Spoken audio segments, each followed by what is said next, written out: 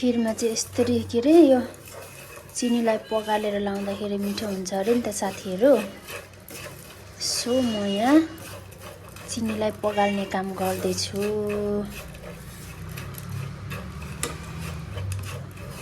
कस्तो चाहिँ हुँदो रहेछ आजको मेरो खिरको रेसिपी।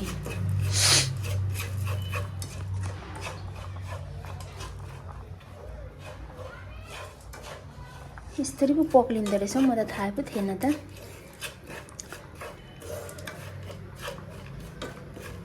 यस्तो पनि हुँदो रहेछ साथीहरू मेरो।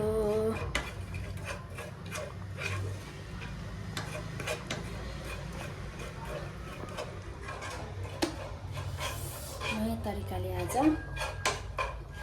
खिर पकाएर खाने हो।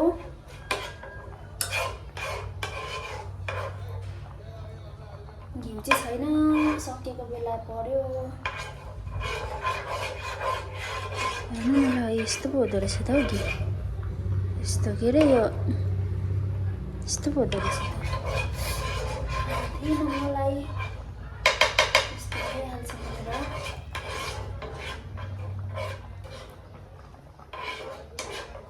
अलिअलि पानी पनि लाउनु पर्छ होला त। पानी कता गयो पानी।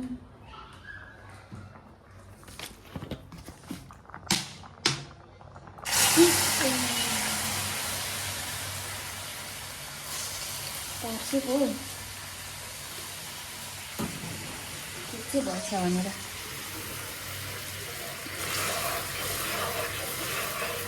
ब्याक्टेरिया यस्तो भयो।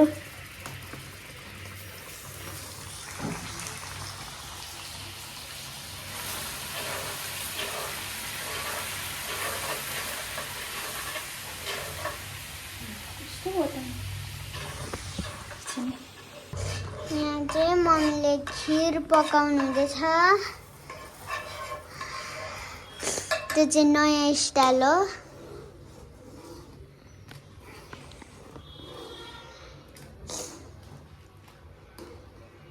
स्टाइल पनि कस्तो राम्रो छ।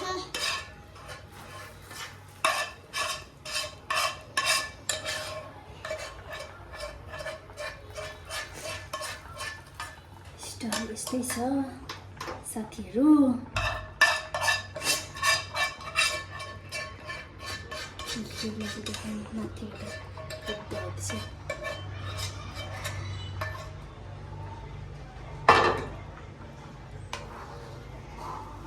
यस्तो लागेपछि चाहिँ रेड कलर बस्दो रहेछ नि त। छोड्नु त, अलिक कलर आउँदो रहेछ।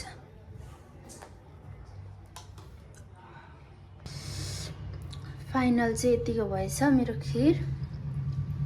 अब यसलाई चट्ट छोपिदिने, सेलाउनु दिने, अनि त्यस पछाडि कस्तो हुन्छ हेरौँ है गाइजहरू। वाउ, खाउँ खाउँ लाग्दो भएछ। हेर्नु न,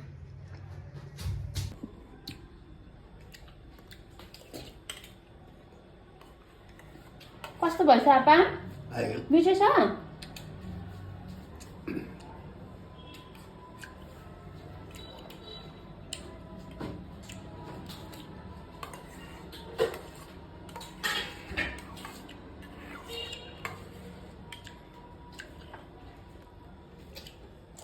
अरे खानु र उक्सान त दिले। यो त बेसी खायो भने सेराउँछ उता।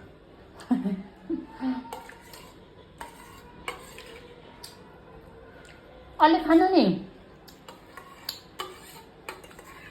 अब यति खानु ल। अब यति खानु ल। भयो।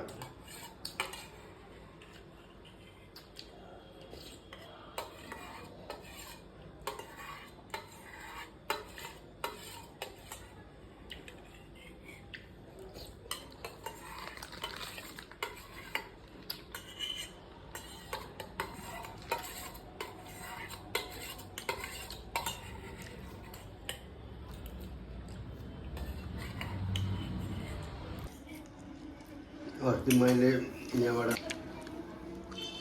चामल लगेर 2 किलो लगेको थिएँ। बासमती चामल 3 लिटर यस्तो गर्नु न, खाँदैछ यस्तो गर्नु न, अर्कोपट्टि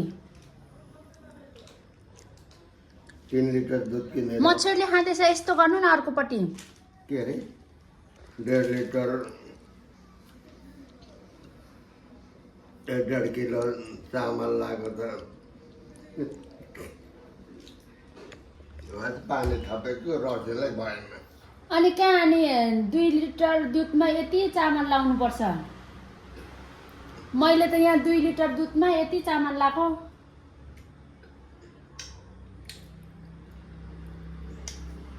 रिले बढार्न सिक्नु हुँदैछ।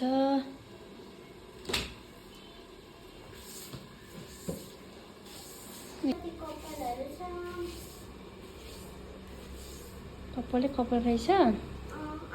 अलिकति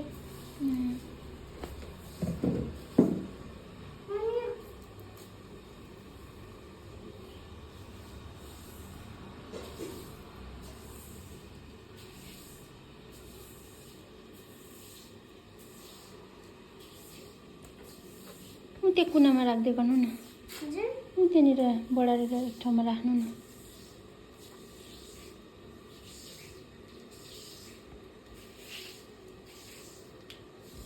काम गर्नु मजा आउँछ कि पढ्नु मजा आउँछ?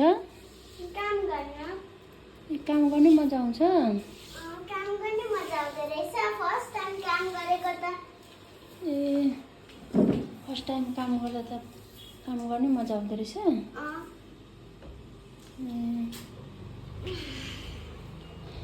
थाक्नुभयो? स्पार्कली क्लीन भयो। हजुर स्पार्कली क्लीन भयो। हजुर स्पार्कली क्लीन भयो। हो। हाम्रो पापालाई हामी यहाँनिर मासु पकाइदिँदैछौँ होइन? चिच्चीको सुप। चिची र साग। तर धेरै बोसो रहेछ हौ छोरी।